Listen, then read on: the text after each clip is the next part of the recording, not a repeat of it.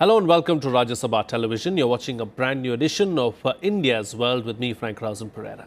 Seeking to reset ties, Prime Minister Narendra Modi and his Nepalese counterpart KP Sharma Oli on Saturday held wide-ranging talks and vowed to step up overall engagement and take the relationship to newer heights on the basis of equality, mutual trust and respect. After the delegation-level talks, Modi said that India will always stand by Nepal in its quest for all-round growth, asserting that deeper cooperation between the two neighbours will strengthen democracy in Nepal. In his press statement, Oli, who is seen as favouring a closer relationship with China, said his government wants to build a strong edifice of trust-based relationship between the two nations. On this edition of India's World, we will analyse where the bilateral relationship between India and Nepal is headed.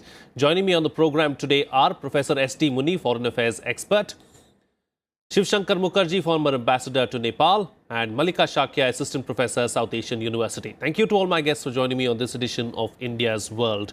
Professor, I'd like to begin with you.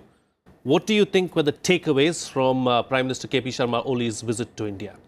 The takeaway was that they would not have any new agreement. They haven't had, except for those three agreements on rail, which are the issues coming for a long time being discussed.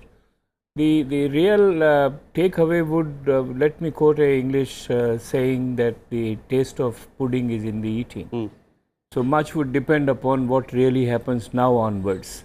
That the kind of commitments they have made to each other and the assurances which have been given are honored and stuck to. And that's a difficult area. We can discuss it. So takeaway is that yes, we have forgotten at the governmental level, forgotten the past, but there is no change in Mr. Oli's assertive tone that we will do our foreign policy in a manner they want, and they would expect India to respect and honor in whatever they do. The critical area is, of course, how they handle their relations with other neighbors like Pakistan and China, how they handle the internal balance, because there was an innocuous reference in the joint statement of both the countries helping build federal institutions and federalism in Nepal. Now, federalism is new in Nepal and therefore they will need a lot of economic and technical assistance also. But in addition to that, federal issue also incorporates the Madeshi issue, which was not otherwise spelled out. And every impression was given that Madesh issue is forgotten. But I think this is where it comes in. And therefore, there are sensitive issues which it depends upon how they are being handled now onwards. Sure. You know, going forward, India needs to be very careful in dealing with Nepal is what the professor is suggesting. Ambassador, what were the highlights for you? Well, I would agree completely with what Professor Muni said, but what I'd like to add is the visit must be seen in the context in which it is happening.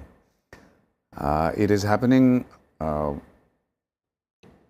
10 years after the first elections to the Constituent Assembly. Since that time, in these 10 years, we've had all sorts of ups and downs internally in Nepal, a series of unstable governments, maybe in 10 years, more than 10 prime ministers, coalitions building up and falling apart like musical chairs.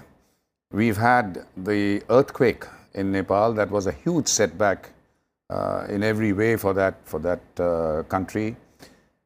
We've had and more importantly, in the context of this visit, we've had in the last 2 years a bunch of misunderstandings between the two countries that actually soured relations. Most of all, the blockade on the border, which was blamed totally on India by the people of Nepal in general and by the present Prime Minister Oli in particular, who made a huge amount of electoral capital out of making India the scapegoat for all the hardships that followed that blockade.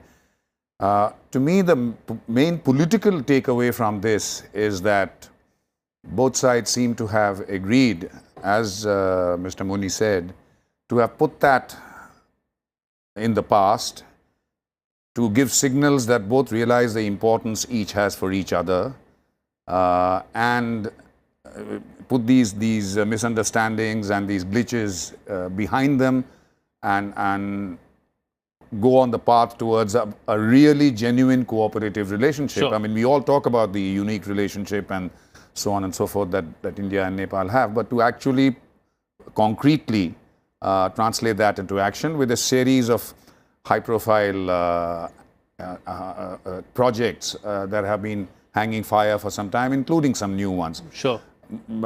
As far as implementation is concerned, which was pointed out, that is, of course, crucial because, I mean, for years and years and years, all of us who watch Nepal, who've dealt with Nepal, who've lived in Nepal, we know that the amount of goodwill that India should be the recipient of in terms of the projects that we do, in terms of the huge amount of development cooperation, which is genuinely has helped Nepal over the years, it does not really come about because of the sheer glacial pace at which implementation takes place. Sure. So as yes, far as projects politically a good visit, and where it goes in the future depends on implementation. The Madheshi issue was quietly shelved, but it is not going away. Okay, the Madhesi issue is not going away. That's something that may crop up in the near future is what you're suggesting. But implementation of projects is key going forward is what both the speakers have said thus far. Let me bring in the third speaker now, Malika. You know, as far as the ties are concerned, you know, this word reset was used a lot over the last 1 week. Have we been successful in resetting the ties? I would like to say that maybe resetting the ties itself is not a one-time process. It's a gradual process, but the place that the current Prime Minister comes from with a very strong and clear democratic mandate, but also a very stable government to go ahead with the constitution in place, you know, federal structure now evolving slowly, and the past People's War now firmly behind. Now with these three factors, I think it probably can look into a place of political stability which is necessary for resetting any ties or correcting the courses on many parts. Sure, you know, Professor, several barriers were created, like the ambassador pointed out, over the last 10 years or so. You know, ties have soured between India and Nepal. Do you believe this visit has been successful in breaching some of those barriers? No, I think this visit has said that we intend to breach these barriers, or we want to resolve the issues which created misunderstanding in the past.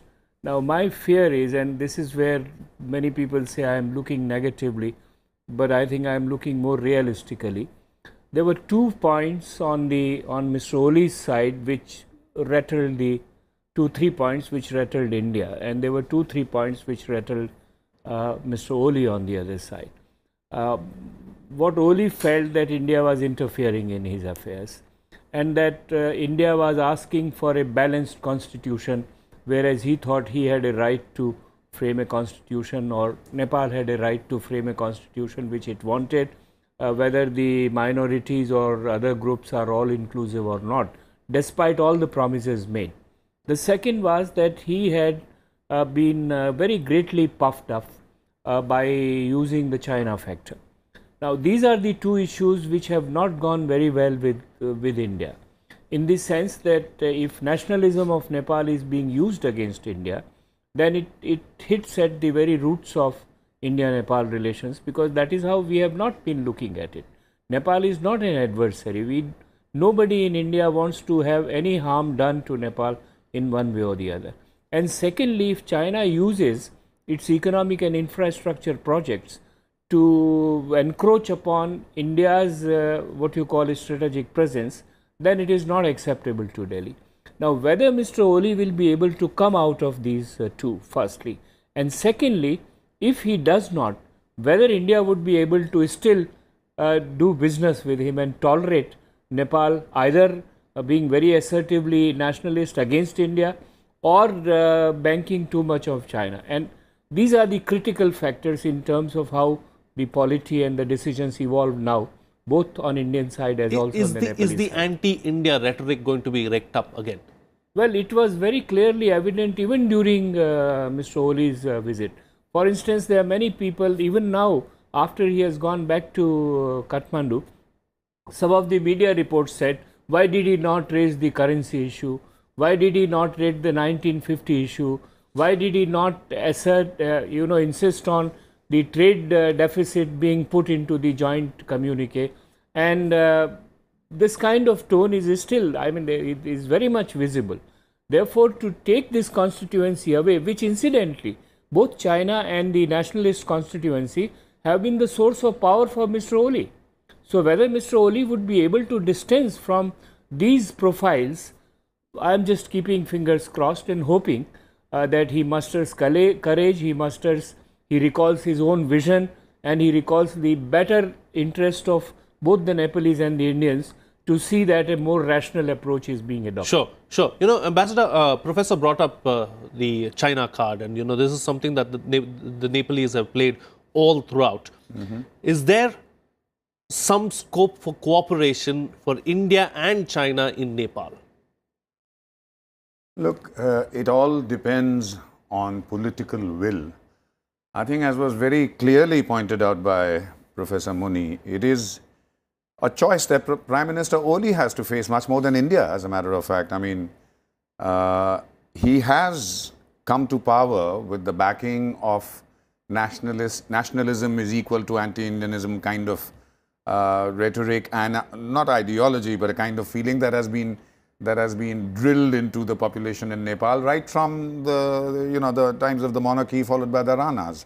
It was very easy and therefore frequently used by them for all the failings of their own governments, for the fact that Nepal under the Rana rule and the Shah rule remained one of the most backward countries in the world, misgoverned totally, was to equate all their ills with the scapegoat that was Big Brother India. That we were all very familiar with it. Educated Nepalis are also familiar with it. So to that extent, I would say let's be a little careful about overreacting to anti-Indian rhetoric, because that has always been used by political circles in Nepal to garner cheap popularity, instant popularity. There's some basis for this, because a tiny country sandwiched between two Asian giants naturally has sensitivities if it wants its sovereignty and its independence intact. To be able to deal with, to that extent, let's give them their due. But coming straight to present times and Prime Minister Oli, he has the choice of either completely tailoring his policies to maintain the goodwill of his nationalist constituency, taking all the help that he can get from China, which will be willingly given the recent aggressiveness and assertiveness of China's policy itself. But in that, will Nepal, face the risk of turning into a new Sri Lanka? Or the other choice, that's a different matter. Or the other choice, with the other alternative, which is to realize, and that's an absolute fact, which is incontrovertible, that development in Nepal, economic development in Nepal, prosperity in Nepal, peace and stability in Nepal is far more dependent on its equation with India than with this chimera of breaching the Himalayas and having the kind of relationship with China that they already have historically with India. Geography simply cannot be denied. I am absolutely sure from my years in Nepal that the leadership realizes this, but for temporary political compulsions, they choose to ignore it. So we will have to see with what maturity and reason and good sense Prime Minister Oli approaches. If he is basing his policies on, politicking and staying in power with the kind of constituency that he has and has nurtured, in which anti-Indian rhetoric and scapegoating India forms a kind of a core, it seems to then be I don't think much is going to happen which is positive in terms of Nepal's development or Indo-Nepal relations. Sure. I'm still optimistic because, as I said, the leadership knows that if they genuinely want Nepal to progress, friendship with India is the best option, knowing that India means absolutely no harm to Nepal at all. I mean, we've got 6 to 8 million Nepalis working in India. We guarantee the exchange rate of the Nepali rupee. Sure. Malika, but do the Nepalese believe that friendship with India is the right option or the best option? Because at the end of the day, the anti-India rhetoric seems to be getting a lot of traction on the ground in Nepal. I feel that, I think the people in Nepal, and that is reflected in some of the statements that have been made by the leadership as well, I think it shows a realization that the current government, but also the current party, the UML and the Maoist kind of merger of the party, stands on a series of anomalies. So ideologically, they haven't fully resolved the differences between CPN UML's version of left ideology and Prajanna Path, and there's a huge difference between the two. But also more practical and pragmatic matters like TRC. In a way, the Nepali Congress and Maoists have fought the war, and so as the state party and the opponent, they have been both guilty of several war crimes that UML who has stayed in opposition throughout the People's War, would be keen to go after, right? So there is some developmental and fundamental issues that they haven't hammered out. So I think Oli himself realizes that he's standing on thin ice, although he has clear electoral mandate, right? Within this, I feel the broader population of Nepal is also kind of realizing that it's giving the current government a benefit of doubt and a certain kind of reconciliatory act, including the whole range of Madeshis that was pointed out later, but also the Janajatis, the women, the Dalits, who have had fierce opposition against the UML's version of new nationalism, you know. So all of these are taken into factor. So there's a lot of pragmatism within the country. But I would feel that in terms of thinking about whether the stance now would be anti-India or pro-India, it probably is best seen at least in the regional context, if not global. On one hand, I would say China today is actually quite different from China a decade ago or 2 decades ago. And that's not necessarily only because Nepal has taken a different policy vis-a-vis China. China itself has asserted itself very vocally globally as well. But in the meantime, I think in front of India, there is an opportunity to come up with a kind of developmental imagination that would benefit not only Nepal as a small neighbor, but also other small neighbors who are also emerging from a long conflict. I mean, Afghanistan, Sri Lanka, you know, does India as the biggest country in the region has an alternative developmental imagination that is suitable for small countries in the neighborhood which are coming out of very, very long and very, very difficult kind of war-like trajectories. And so the onus is as much on India as on Nepal to come up with an alternative South Asian vision on reconciliation and development. Sure. And what is this alternative going to be, Professor, going forward? Because you did mention about projects, you did mention about how the delivery of the projects has been extremely slow, it's moved at a snail's pace. Can we see that picking up now going forward? Well, the intention is, and I think intention was articulated by all the Prime Ministers to Nepal, particularly by Prime Minister Narendra Modi when he went there in 2014. He said he would expedite all the projects. You would recall that he even put some timelines on some of the projects, and they have not been delivered. And mind it, when Mr. Oli came, he reminded the Prime Minister, you know, he gave a formula of HIT, highways, information ways and transportation ways. And he said, you gave this vision to us of connectivity and it remains where it was. Therefore, the problem of implementing the projects and carrying out on the promise is a real issue so far as India is concerned. I would add to it that for India this is also concerned, and I'll take Sakya's argument further, that the problem partly is of the neighbors are leaning towards China. The major problem is that the Chinese are leaning towards South Asia. They want to get into South Asia for their own reasons, and I have no time to get into. You know, they've already gotten into the Indian Ocean. No, even besides the Indian Ocean, all the South Asian countries, from Pakistan, Sri Lanka, Maldives, Bangladesh, Myanmar, Nepal, and now Bhutan. So they want to get into South Asia, and imagine for a moment that even if Mr. Oli wants to distance himself from the Chinese, would the Chinese let him do so easily? Because they have invested a lot of political capital in Nepal, like in other countries, and a lot of economic capital. Look at the railroad, $8.4 billion. Now we have said we have also put in the railroad. Are we willing to put in that much money? Number one. Are we willing to complete it as fast as the Chinese have given the date, 2022?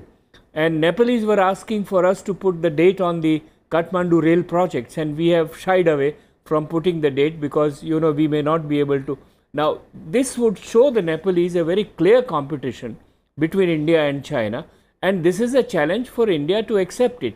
The Nepalese said if we get the hydropower projects done by the Chinese, you may have to buy that power, and India would find it very difficult to accept that proposition. So there are problems on both the sides, I would say. I mean, what Ambassador Mukherjee said, there are challenges on Mr. Oli's side. I am sure there are challenges on Delhi's side also. And whether these two sides can come out of the rigmarole of policies which have been carried out. I mean, all said and done, we have messed up policies in Nepal, as in many other countries. Will we be able to think that, okay, we have to give lot of scope and space to these countries to develop their own ways? These are the challenges, and therefore I find it very difficult, but I wish that they do not fail. At least they succeed partially, because that would restore the trust and confidence in each other, and the kind of reservations which exist today would be diluted, if not completely eliminated. Sure. Ambassador, a couple of questions as far as the relationship itself is concerned. Nepal is sandwiched between India and China. So KP Oli's options seem to be limited. How can he strike a balancing act going forward between India and China, two big neighbors on either side? And, let's first get that out of the way, and then we'll talk about the next question. Well, that's obviously, in the current state of affairs, one of the most important questions. China is looking at it from the Indian side, the elephant in the room, not just in Nepal, but in virtually all our neighboring countries. It'll take too long a time to get into all sorts of complex details. So let me put it very simply. We must treat Nepal as a sovereign country that has and therefore has the authority as a sovereign country to make its own choices. If Nepal wants to have productive, cooperative relationship with China, if Nepal wants to have economic relations with China, regardless of the, whatever difficulties it poses in the way, if it wants to accept Chinese aid and so on and so forth, then that is Nepal's right. We should not fall into the trap of, if all this talk about Nepal playing the China card, if we insist on a kind of competitive politics within Nepal, relationship with Nepal that is competing with the Chinese involvement in Nepali economy or its polity or whatever, we are falling into that trap.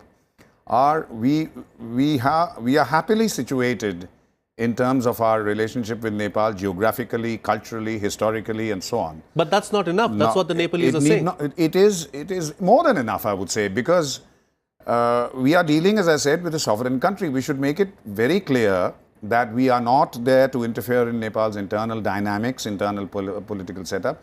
There are certain things in which our security is concerned. For instance, during the time of the Madheshi agitation, on this channel, I said what our leaders were saying, that if there is unrest in the Madhesh, it spills over into India. That is a legitimate cause for us to express our concern. That is not interference.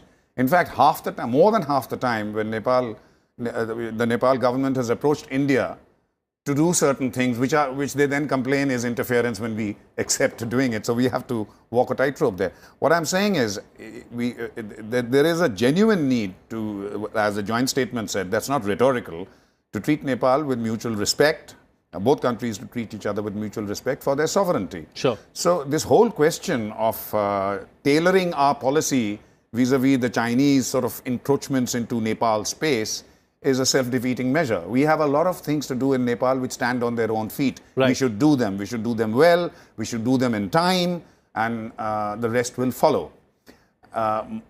Privately, and this need not come into the public domain, this is part of diplomacy, we should also make it very clear to Nepal that there are certain red lines. One of them is that, and I don't want to go into detail, that please do not let your soil be used for any activity by the Chinese or anyone else, including Pakistan or whatever, that are inimical to India's security interests.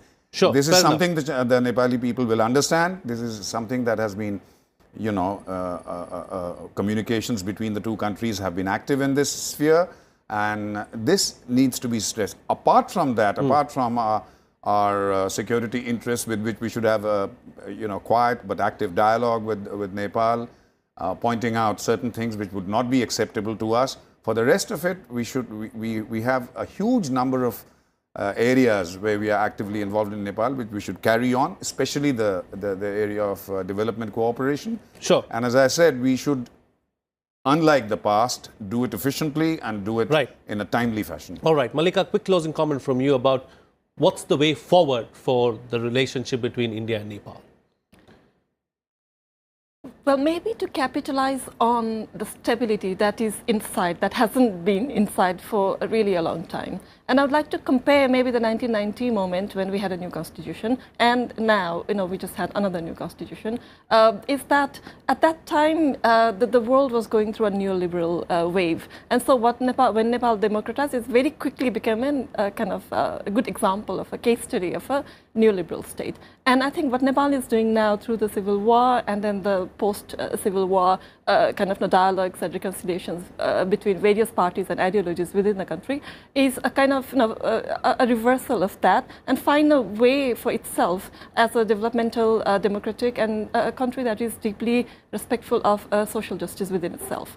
And these are great achievements, and that is largely associated with the formation of the new states or the global wave of the 1960s when all countries went through that, India, rest of South Asia. So I feel that this is a great, second great opportunity for Nepal, and it might be useful for the country to be given a benefit of doubt and maybe a certain honeymoon period to kind of see what would be the outcome of this new, the end of the transition from the rest of its neighbors, I think. All right. On that note, then, we'll call it a wrap on this edition of India's World. I'd like to thank all my guests for joining me on the program and putting things into perspective for us. As usual, you can share your feedback and suggestions with us. Our email ID is indiasworld.feedback@gmail.com. You can also tweet to us using our Twitter handles at FRP09 and at Rajya Sabha TV. That's it from me. See you again next time.